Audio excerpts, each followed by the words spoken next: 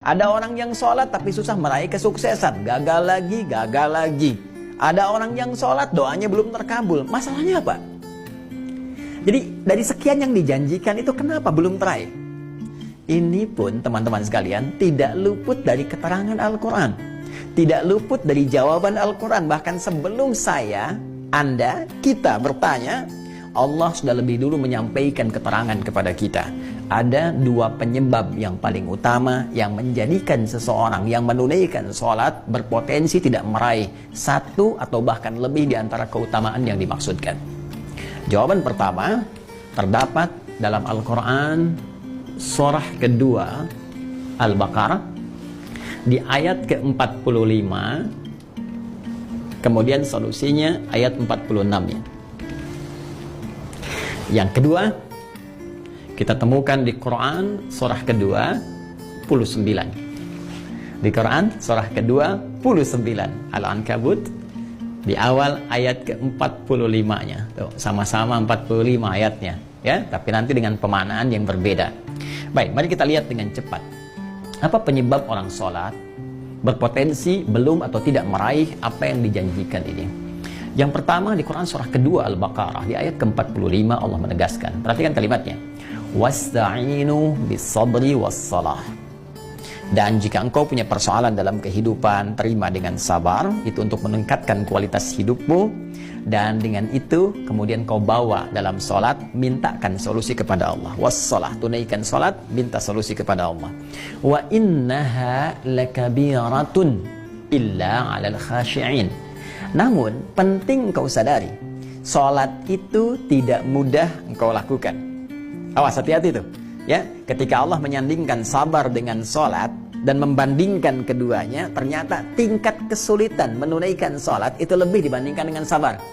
Hati-hati. Artinya kalau orang tidak sabar menunaikan sholat, orang tidak serius menunaikan sholat, itu sulit kemudian akan menunaikannya dengan sempurna.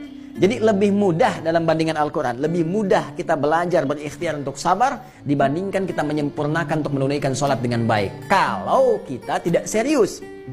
Nah, tapi Allah tidak berhenti sampai situ, supaya Anda tidak bertanya, kalau begitu, kalau sholatnya berat, kenapa kita diminta menunaikan? Hei, belum selesai ayatnya. Allah berikan jalan supaya sholat ini mudah ditunaikan oleh kita. Tapi kalau Anda nggak ikuti jalannya, tetap akan sulit bagi Anda. Jelas, seperti Anda nggak tahu ilmu sabar. Karena nggak tahu ilmu sabar, susah bersabar. Nggak tahu ilmu sholat, ya susah sholat dengan baik. Maka ayatnya kemudian memberikan penjelasan kepada kita, illa 'alal khashi'in, kecuali bagi orang-orang yang khusyuk dalam sholatnya. Jadi untuk menjadikan sholat itu termaknai, sholat itu mudah kita tunaikan, sholat itu benar kita tunaikan, kata Al-Quran pertama, tunaikan sholat itu dengan khusyuk. Ini poinnya, khusyuk. Jadi kalau kita ingin meraih keutamaan-keutamaan ini yang dijanjikan, hal-hal yang tadi dimaksudkan, maka syarat pertama kata Allah, tunaikan dengan khusyuk. Kalau nggak khusyuk jadi berat sholatnya. Kalau nggak khusyuk jadi beban sholatnya. Jangankan saat menunaikan sholat, saat dengar azan pun jadi seakan beban. Suara apa ini? Ini kok panggilan tiap hari datang terus? Ya Allah, iman Anda di mana, Cepi? Jadi kalau kita nggak khusyuk susah. Nah, karena itu penyebab yang pertama kalau ada orang belum meraih apa yang dimaksudkan, boleh jadi sholatnya belum khusyuk. Pertanyaan susulannya, bagaimana supaya kita bisa khusyuk sholatnya, ya Allah? Bagaimana cara khusyuk yang baik itu? Maka Allah memberikan jalan kepada kita. Jalan pertama langsung di ayat ke-46-nya. Ini poinnya. Perhatikan caranya.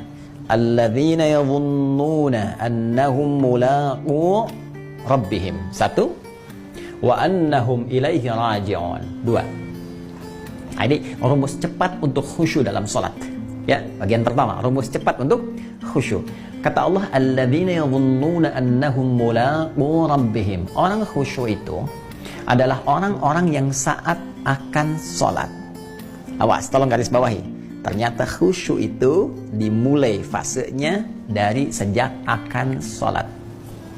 Jadi jangan langsung dipahami saat sedang sholat. Ya, karena ternyata kekhusyuan itu, untuk mendatangkan kekhusyuan, fasenya dimulai saat akan sholat. Nah, orang khusyuk ini udah kelihatan saat akan sholat. Bagaimana penampakannya? alladzina yadhunnuna annahum mulaqu rabbihim. Orang-orang yang khusyuk itu adalah orang-orang yang saat akan menunaikan sholat, dia sudah menyiapkan diri dan merasakan akan menghadap kepada Rabbnya.